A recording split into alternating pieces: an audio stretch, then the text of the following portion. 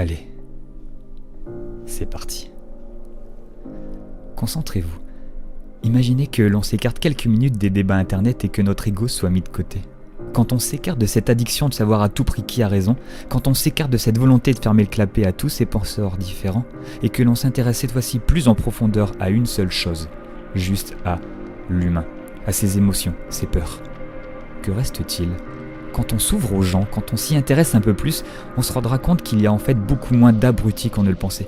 On y trouvera surtout beaucoup de tristesse, de souffrance, de doute. Des gens qu'on ne reconnaît plus, devenus colériques en l'espace d'une année. Un mal-être se trouvant autant chez les vaccinés qu'on traite de moutons, comme chez les non-vaccinés qu'on traite de complotistes. Alors que leurs peurs respectives soient légitimes ou pas, qu'ils aient raison ou tort, perso, ce n'est pas à moi de juger. Une bonne fois pour toutes, j'en sais rien.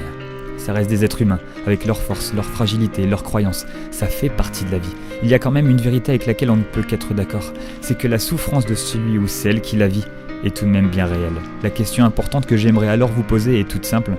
Face à cette souffrance, cette douleur que vous observez chez l'autre, qu'est-ce que vous en faites ? Comment les aidez-vous ? Comment la bonne partie qui est en vous transmet vos messages, vos réponses ? Avec quelle attitude bienveillante ? Quelle empathie ? Quelle écoute ? Quelle patience ? Adoptez-vous un comportement qui se rapproche de celui que vous aimeriez voir absolument chez les autres quand ils s'adressent à vous ? Vous savez, si vous vous sentez agacé par les gens autour de vous, quittez d'urgence les débats. Allez vous oxygéner, vous ressourcer, vous reconcentrer sur vous-même. Vous ne leur rendrez aucun service à leur répondre avec colère et encore moins à vous-même. Vous finirez par tuer votre joie de vivre à petit feu. Et si elle est déjà perdue, alors c'est plus qu'urgent de la recréer. J'ai vraiment besoin de vous. Le monde a besoin de vos couleurs, de vos talents, de vos forces. Ne doutez pas de vous, il y a du bon en chacun de nous. Poussons-nous tous vers le haut. Mais pour cela, faites germer la bonne graine qui est en vous. Ne vous détruisez pas. N'alimentez pas votre colère en la projetant sur tout et n'importe qui. Je sais que ce n'est pas facile. La tentation de répondre à certains est tellement si forte. Vous savez, je vais commencer par me dévoiler un peu, mais ce qui va suivre ne concerne vraiment que mon avis, ainsi que des bouts de ma vie. Aujourd'hui, nous sommes le 1er septembre 2021, et en tant que soignant, j'ai mis du temps, mais ça y est, je suis entièrement vacciné. Team Pfizer dans la place, the dose in time me. Ça pourrait être la fête, ou pas. Car ces derniers mois étaient assez complexes à vivre. J'ai reçu plusieurs coups violents qui se sont présentés sous forme d'insultes, de violence, de pression, de mots culpabilisateurs et par un coup de grâce, par un vaccin qu'on a fini par m'injecter avec la pression de plus avoir le droit à mon salaire si je ne le faisais pas. Pause. Là, on vient juste de me mettre KO. Alors que mon choix était stupide, ridicule ou pas, c'est pas la question. On vit une période particulière de notre vie. On sort tous d'une année quand même terrible enchaînant les confinements et tellement bien d'autres choses qui n'aident pas à s'apaiser. Je peux donc comprendre la violence de toutes ces personnes. À leurs yeux, je mérite tout ce qui m'arrive. C'est peut-être ce qu'il fallait après tout, je sais pas. Mais faut quand même le vivre. C'est tellement violent et ça fait mal. C'est pourquoi aujourd'hui, je sors le drapeau blanc. Je me rends, ça y est, je dépose les armes que je n'ai en plus pour le coup jamais utilisées. Quoi qu'il en soit, j'accepte ce qui m'arrive. Je passe à autre chose. C'est fait, c'est fait. Je n'accepte pas pour autant toutes ces récentes étiquettes que j'ai reçues comme celui d'assassin, d'antivax, de con, de complotiste, de mauvaise personne et même de soignant en carton.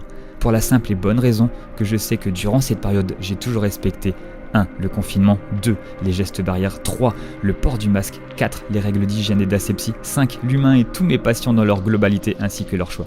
Je n'ai pas hésité une seule seconde d'accepter d'être réquisitionné lors de la première vague, lors du premier confinement dans un service autre que le mien qui appelait à du renfort. J'ai bien été applaudi à 20h pour le coup. Tout ce passé ne fait pas de moi quelqu'un qui porte la vérité. Je suis pas le meilleur des infirmiers. Non, mon message ici est surtout de pointer la colère naissante en beaucoup de personnes, de tirer la sonnette d'alarme. Je ressens beaucoup de pression, de personnes à bout de nerfs. Aujourd'hui, je suis devenu une mauvaise personne pour certains, comme si tout mon passé de soignant n'existait plus à cause d'une simple décision que j'avais du mal à prendre. On efface donc tout. Les soins que j'ai portés sur des patients séropositifs, on s'en tape. Mon accompagnement en fin de vie, on s'en fout. Ma joie de vivre, mon sourire devant les malades malgré la pression que j'avais derrière, on s'en fout royal aussi. Ma patience, mon calme devant les gens cinglés à l'hosto, ainsi que les heures sup suite à des urgences internes en fin de poste, mes expériences face à la mort en gériatrie, mes expériences et mon accompagnement aux familles face à la mort en service pédiatrique, mes douleurs causées par de sales situations, mon quotidien marqué par des peurs, mes pleurs, mes doutes, mon courage, mes valeurs, mon travail de fin d'études traitant des relations soignants-soignés. Tout ça, pouf, pouf, disparu. Magie. Toute cette idée que je suis une mauvaise personne qui apparemment ne pense qu'à lui, un con, un inconscient mettant la vie des autres en danger, même si j'ai toujours respecté complètement l'ensemble des gestes barrières à côté. Quoi qu'il s'est passé, je garde néanmoins le sourire. Non pas pour cacher une souffrance, car je vous la dévoile, elle est là, elle existe, je l'assume, mais plus parce qu'il s'agit de ma plus grande force et étrangement, elle reste authentique. C'est celle qui m'a permis de rester toujours debout dans toutes les épreuves de ma vie.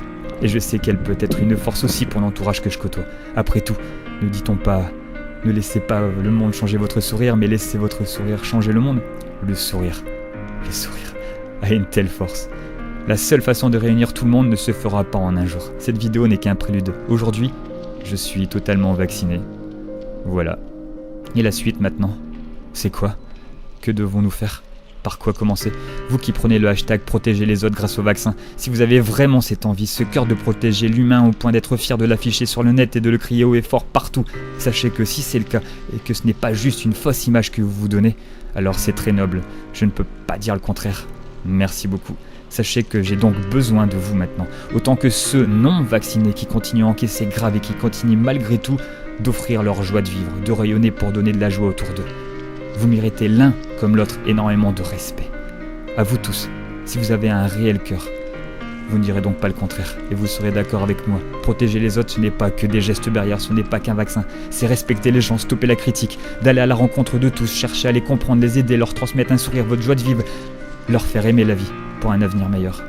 C'est aussi tout con, mais c'est aussi ne pas fumer à côté de vos gosses, s'investir dans des associations ou dans des causes nobles à côté, c'est limiter vos enfants dans le temps passé sur leur tablette, de couper les émissions de télé-réalité qui ne sont absolument pas inspirants, ne donnant aucun code pour le vivre ensemble, c'est donner et montrer l'exemple.